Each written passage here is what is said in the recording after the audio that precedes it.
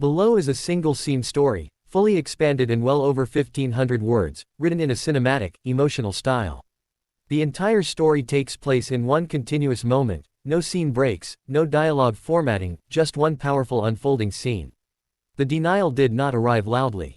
It came quietly, in the way humiliation often does, wrapped in politeness, disguised as procedure, delivered with a smile that never reached the eyes. The airport gate was alive with motion, a river of rolling luggage and impatient footsteps, yet in that moment everything seemed to slow as the boarding agent's hand hovered over the scanner and then stopped. The woman standing before the counter had already extended her boarding pass, her posture calm, her expression composed, the kind of stillness that comes from years of learning not to react too quickly. She wore a tailored navy coat, simple gold earrings, and carried herself with a confidence that did not seek attention. First-class boarding had just been announced, and she had stepped forward with the rest of the small group, blending in without effort. But something in the agent's eyes shifted the instant the name appeared on the screen. There was a pause, too long to be accidental. The agent's fingers tapped the keyboard once, twice, then stopped again. Around them, passengers continued moving, boarding passes beeping cheerfully as others were waved through. The woman waited, patient, accustomed to delays, accustomed to systems that moved slowly when they wanted to. The agent finally looked up, her smile tightened, and she gestured slightly to the side, indicating that the woman should wait. No explanation was offered, no apology, just a subtle redirection, as if this were the most natural thing in the world. Minutes passed. The first-class line thinned. A man in a wrinkled blazer was waved through without hesitation.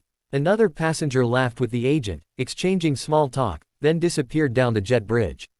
The woman remained standing to the side, her boarding pass still in her hand, the unspoken question hanging in the air.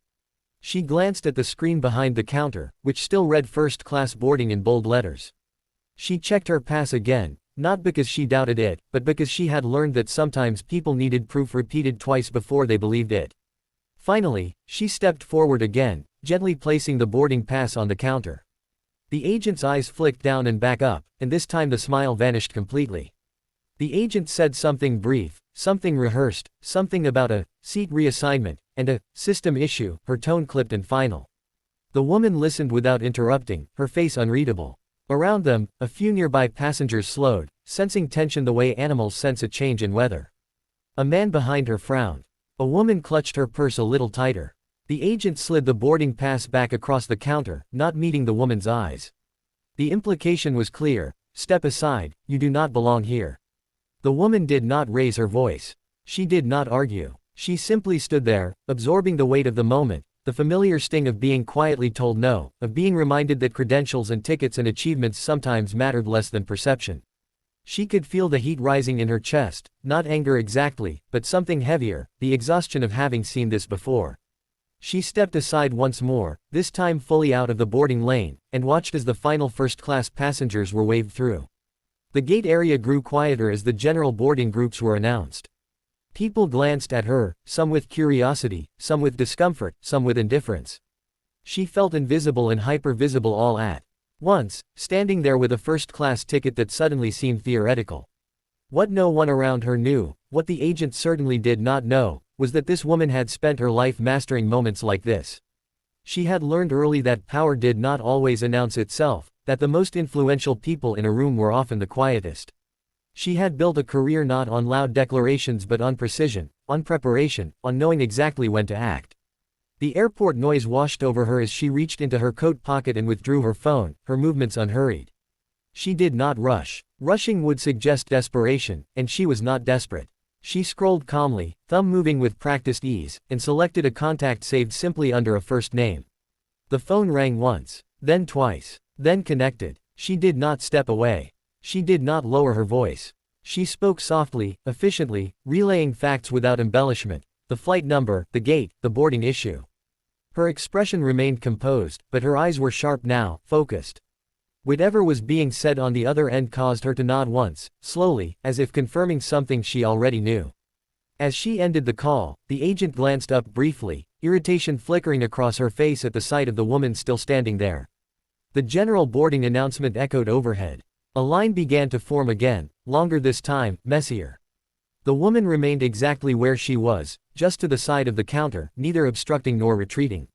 She was waiting. The change came subtly at first. A supervisor approached the gate, her stride brisk, her expression serious.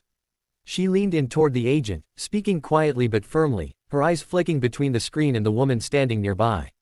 The agent's posture stiffened. Her fingers hovered over the keyboard again, this time moving faster, more urgently.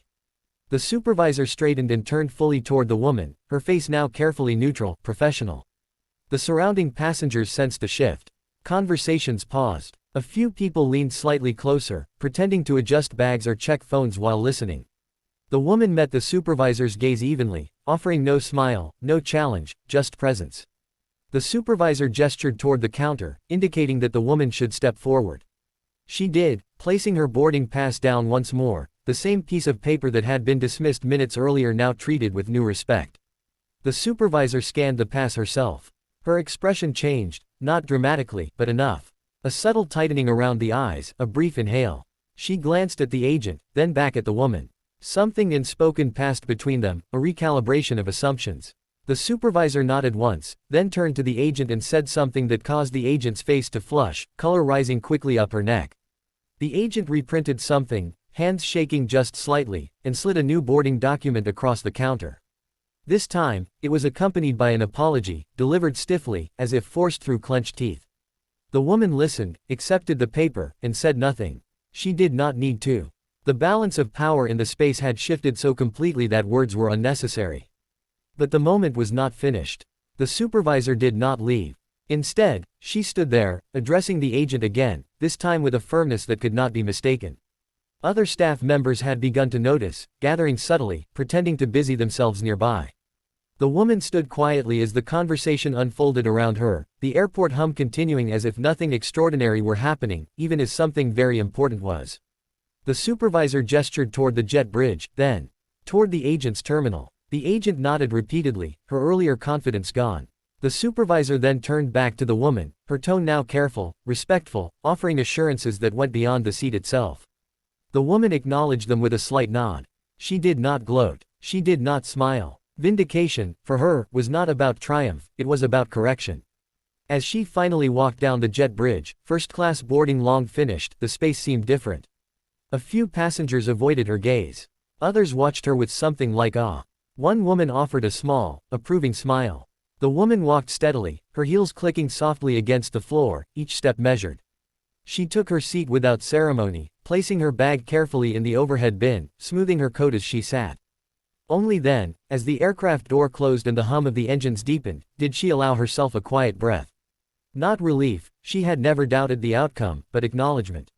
Moments like these were never just about a seat. They were about being seen, about systems being forced to confront their own blind spots, about reminding the world that assumptions could be expensive. The plane taxied forward, and outside the window the airport lights blurred into lines of gold. The woman looked out, her reflection faintly visible in the glass, and allowed herself the smallest smile, not for what had been taken back, but for what had been demonstrated. Power did not need to announce itself. Sometimes, it simply waited, made one call, and let the world adjust accordingly.